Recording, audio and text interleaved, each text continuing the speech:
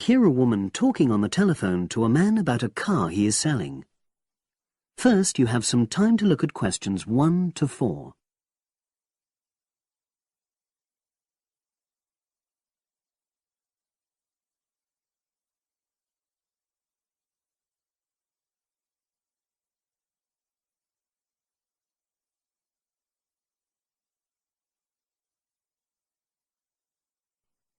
Now we shall begin.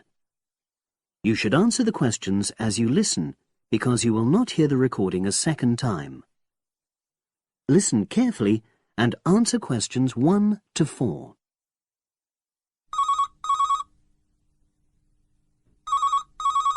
Hello, Brian Park speaking.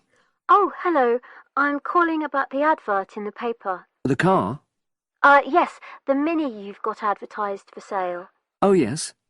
I just wanted to find out a bit more information. Of course. What would you like to know? It's my brother who's interested, actually, but he's not in today, so he asked me to call you. Fine. Great, thanks. So, it's a Mini? Yep. And how old is it? Just coming up to 13 years old. And I seem to remember from the ad that it's grey. That's it. Doesn't show the dirt. Absolutely. Anyway, the colour shouldn't be a problem for Jeff. You know, the important thing is the quality. Yes, of course. And what about mileage? With it being pretty old, it's probably over 100,000? Actually, it's 40,000 less than that. 62,000 on the clock. Great. I remember now. I'm confusing it with another ad I was looking at. Right. Pleasant surprise then. Yeah. Have you been the only owner, or was there a previous one? I'm the second one. Before, it was owned by a teacher who was a very careful driver. Didn't have any accidents. Very good. And what about you? What do you tend to use it for? I haven't used it all that much, mostly for shopping. You know the sort of thing. So not much wear and tear. I'll make a note of that. I know Jeff wanted me to check that. Right.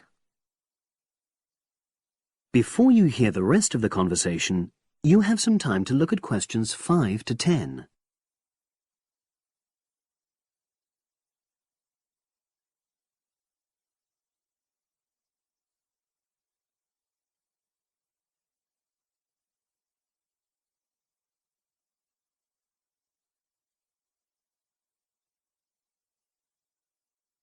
Now listen and answer questions 5 to 10.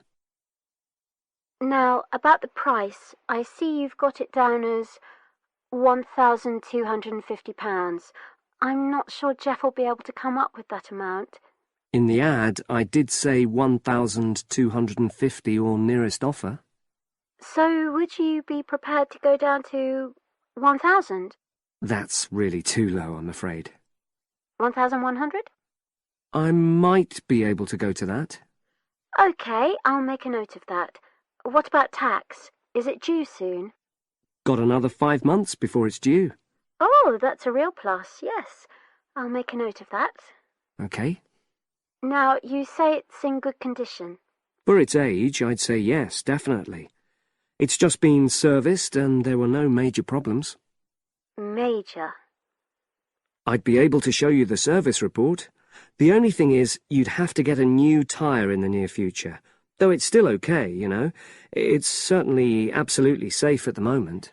OK, fair enough. Yes, I understand. And the garage also mentioned that one headlight could probably do with replacing. They think there's a fault there, you know, intermittent... Well, we'd obviously look at all the documents, but that sounds very straightforward. Of course.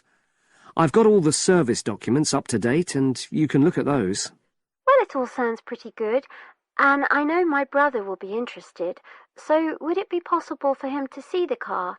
He's back from his trip tomorrow, and away tonight, so how about tomorrow? Tomorrow? Wednesday? I'm afraid that's not possible. I'm out pretty much all day. Well, Thursday then? That'd be fine, yeah.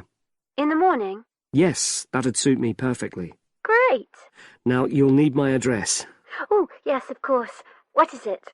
It's number 238, 238? London Road. Oh, that's easy enough. Yes, very straightforward. So I'll pass on these notes to Jeff, and he'll see you in a couple. That is the end of section 1. You now have half a minute to check your answers.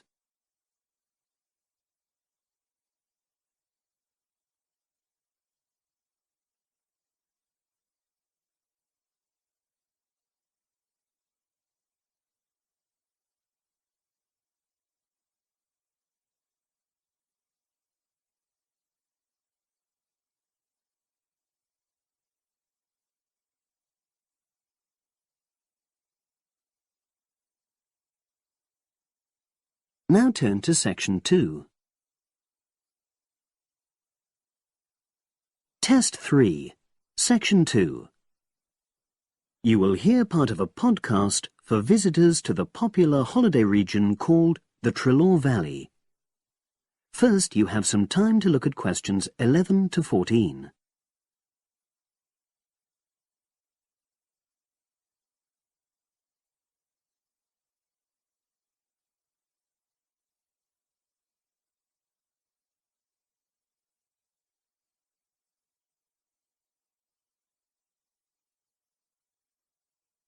Now listen and answer questions 11 to 14. The valley and estuary of the River Trellore forms an unspoilt, beautiful landscape, rich in both wildlife and sites of historic interest. There are many ways to explore the area, and public transport links are good. It is possible to leave your car behind and travel by boat, train, or bus, with just short walks in between stops. The Trellore Valley passenger ferry runs between villages along the river estuary and provides a link with a train station at Barry, which is about 10 minutes' walk from the riverside village of Calton. In the past, the river was the main form of transport in the area, and as in the past, today's ferry service operates according to nature. The river estuary is tidal, and so the ferry timetable differs from day to day, according to the times and height of the tide. The ferry is also seasonal, normally running between April and September, depending on the weather. A timetable for the whole year can be downloaded from the internet by visiting www.trelloreferry.co.uk. If you just want to sit and relax and enjoy the lovely scenery, you can take a river cruise to Calton and back from the nearby city of Plymouth. In the past, steamships brought early tourists along the same route. Queen Victoria and her family enjoyed such a trip in 1856. The journey is quicker these days. The round trip takes between 4 and 5 hours, depending on tides and weather. If you prefer, you can travel upriver by boat and return to Plymouth by train. All cruise boats and trains have wheelchair access. For more information and for departure times, ring Plymouth Boat Cruises on 017-528-23104. Trains run several times a day throughout the year between Calton and Plymouth, with various stops in between. They are used by both local commuters and tourists who want to enjoy the beautiful scenery. The highlight of the journey is crossing the river on the stunning viaduct, which was built at the beginning of the 20th century and towers 120 feet over the water. It is unnecessary to book, and tickets can be bought on the train. For information about fares and timetables, contact National Rail Enquiries by phone or online.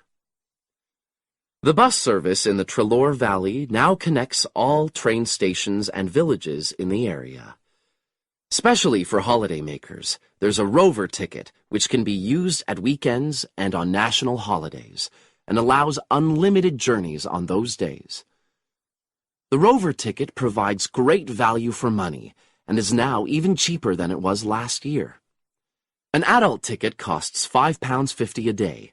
Senior citizens can travel for £4.50, and a family ticket for up to 5 people costs just £12.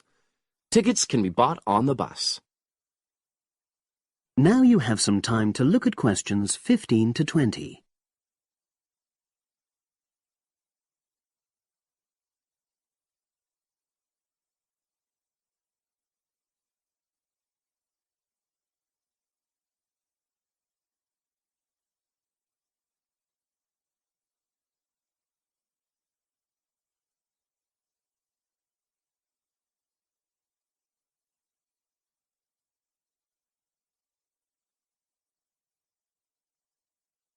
Now listen and answer questions 15 to 20. At the center of the Trellore Estuary area is the historic riverside village of Calton.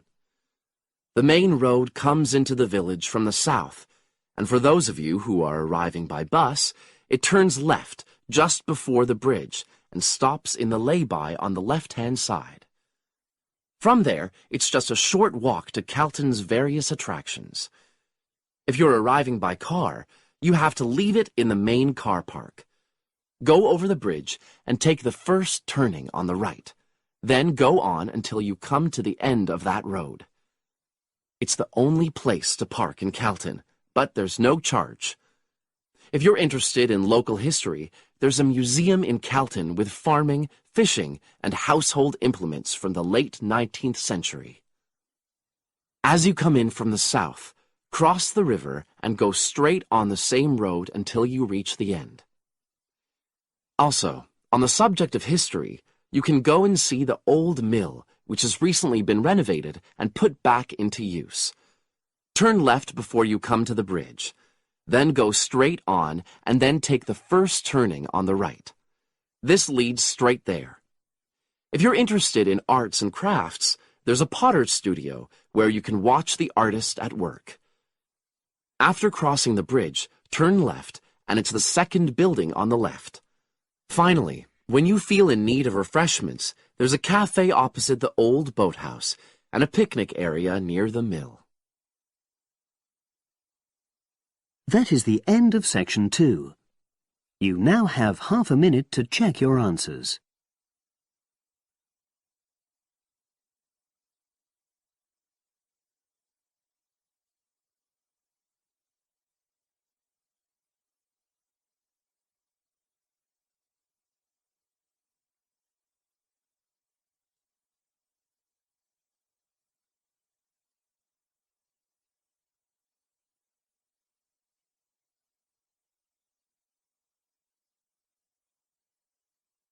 Now turn to section 3.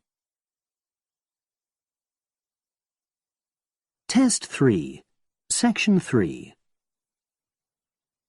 You will hear 2 geography students talking. An older student, called Howard, is giving advice to a younger student, called Joanne, on writing her dissertation. First, you have some time to look at questions 21 to 24.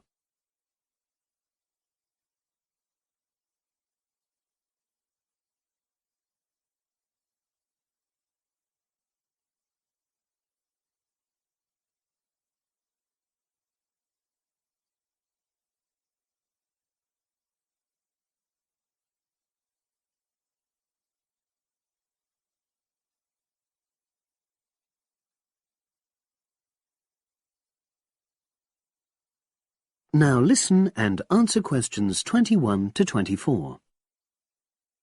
Hi, Howard. I haven't seen you for a while. Hi, Joanne. Yeah, they're keeping us really busy on the postgraduate programme. But how are you? You'll be starting your dissertation soon, won't you? Yeah, tutorials start next week. I've got Dr. Peterson. You'll remember it all from last year, of course. It's not something you forget easily. Oh.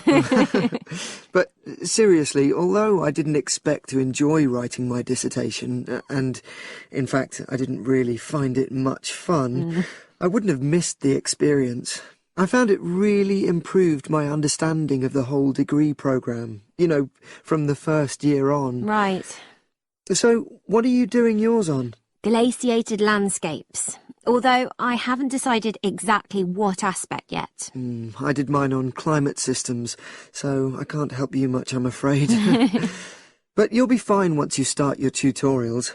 Dr. Peterson will help you focus. I know, and he'll set me deadlines for the different stages, which is what I need.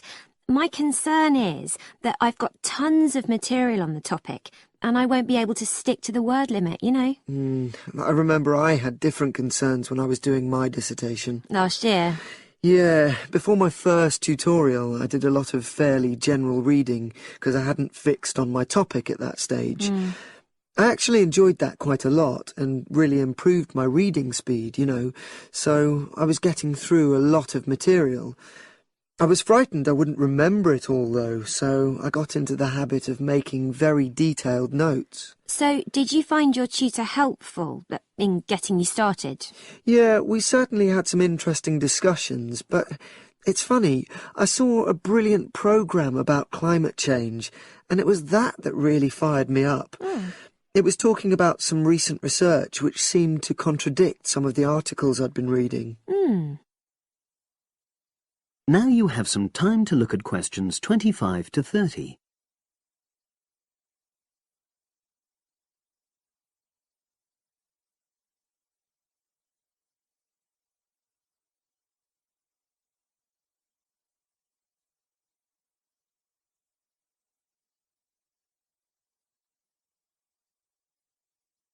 Now listen and answer questions 25 to 30. So you say your tutorials start next week? Yeah.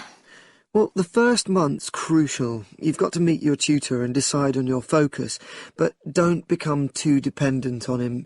You know, don't see him every week, only when you want to check something. Right. Once you've got the focus, you've got to get reading. It's helpful to look through the bibliographies for all the course modules relating to your topic, and get hold of any books you think you'll need.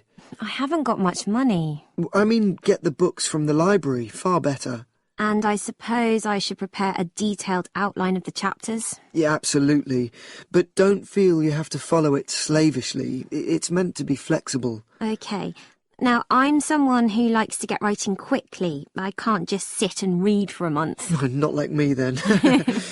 But if that's what suits you, you know, your natural approach, then you really ought to start immediately and write the first chapter. Right.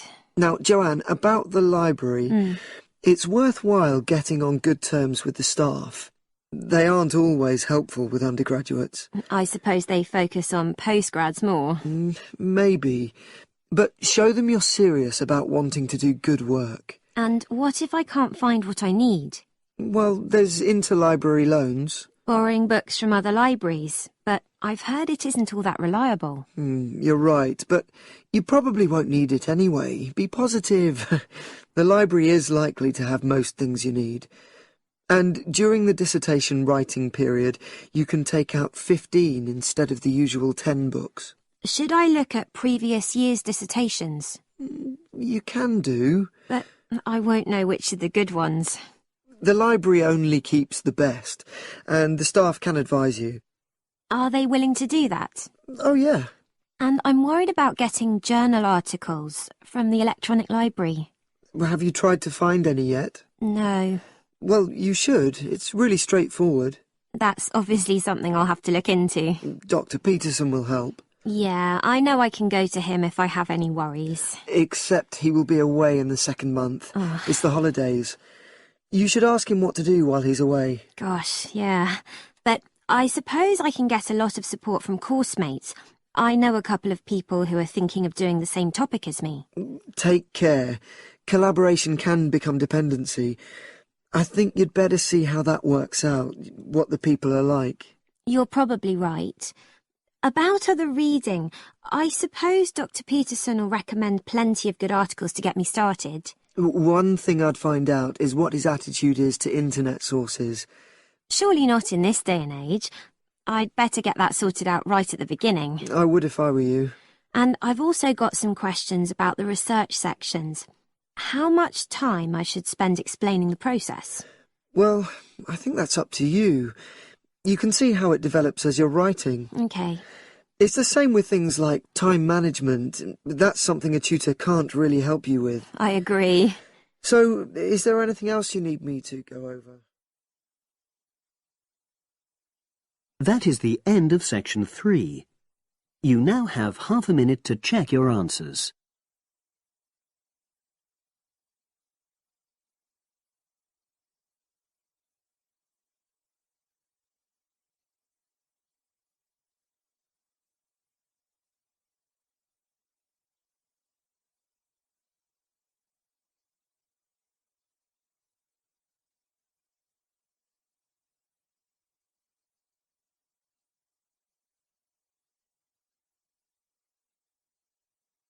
Now turn to section 4.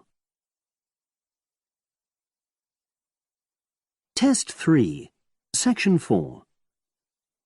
You will hear a psychology undergraduate describing the research she is currently doing on expertise in creative writing. First, you have some time to look at questions 31 to 40.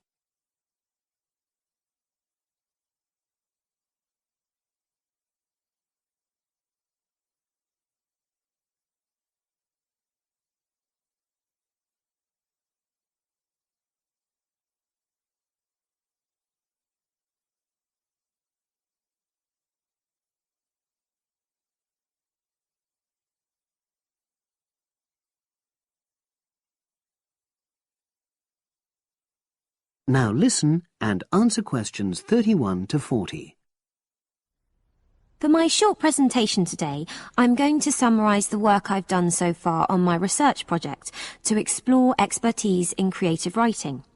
Essentially, I'll share with you the process I underwent to gather my interim findings. First of all, I should give a little relevant background information about myself.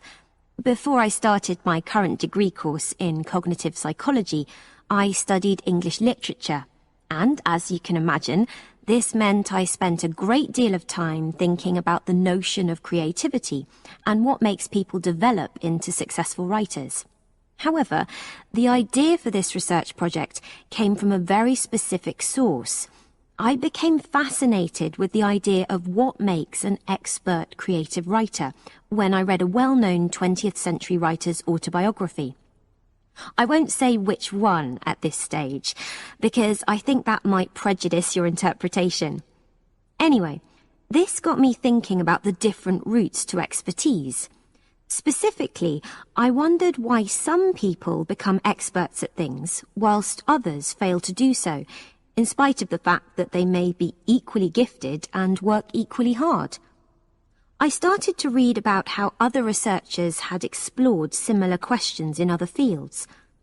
I began to see a pattern that those studies which involved research in a lab were too controlled for my purposes, and I decided to avoid reading them. I was quite surprised to find that the clearest guidance for my topic came from investigations into what I call practical skills, such as hairdressing or waiting tables. Most of these studies tended to use a similar set of procedures, which I eventually adopted for my own project.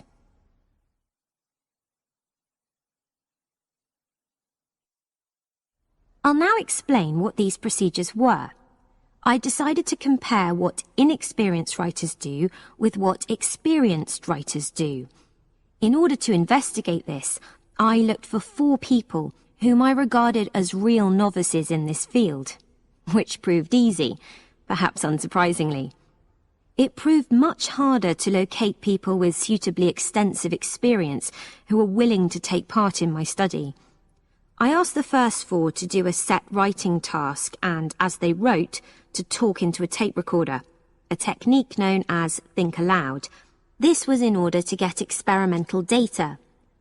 Whilst they were doing this, a research assistant recorded them using video. I thought it might be helpful for me in my transcriptions later on. I then asked 4 experienced writers to do exactly the same task. After this, I made a comparison between the 2 sets of data, and this helped me to produce a framework for analysis. In particular, I identified 5 major stages which all creative writers seem to go through when generating this genre of text. I think it was fairly effective, but still needs some work. so I intend to tighten this up later for use with subsequent datasets. I then wanted to see whether experienced writers were actually producing the better pieces of writing. So I asked an editor, an expert in reviewing creative writing, to decide which were the best pieces of writing. This person put the 8 pieces of work in order of quality, in rank order, and using his evaluations, I was then able to work out which sequence of the 5 stages seemed to lead to the best quality writing. Now, my findings are by no means conclusive at this point. I still have a long way to go, but if any of you have any questions, I'd be happy to answer them and go. That is the end of section 4. You now have half a minute to check your answers.